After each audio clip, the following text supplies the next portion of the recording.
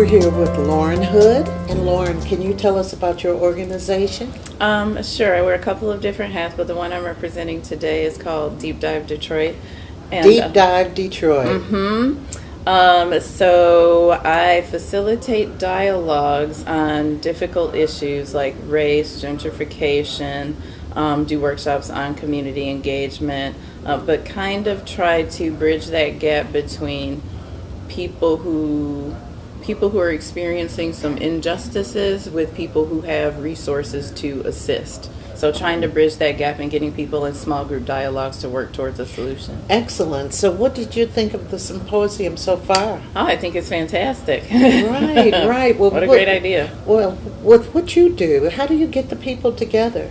Well, it kind of happened organically. I got one client. The first one was the Challenge Detroit Fellows. Mm-hmm. So by word of mouth, a friend of mine recommended me to them, and then they told two friends, and so on and so on and so on. So it's usually just like groups of people or organizational staff. So it's a set group of people.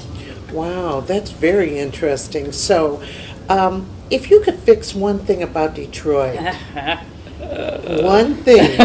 Right. What would it be? Well, see, what I said in the panel is, and this is how I think of it, I think of problems on a meta kind of level, not like fix the streets. No, we have to solve structural racism, and then all those other little things would fall into place. I feel like foreclosure, water, the transportation issues, all of those are a result of some social injustices. If we could solve that issue, which underlies all those things, then those problems wouldn't exist. Okay, I'm going to ask you another one of those one question. No, I agree with you. Yeah. I mean, but what if you had to, one business that you think would really be beneficial to the city of Detroit, what would that be?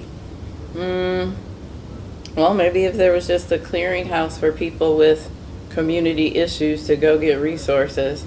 Maybe there's a physical location for people to check in and say, I have this issue in my neighborhood, and then the people with resources show up and address it. That would be the big ombudsman in the sky. Yeah, right? That would be wonderful. That would be wonderful, but an excellent idea.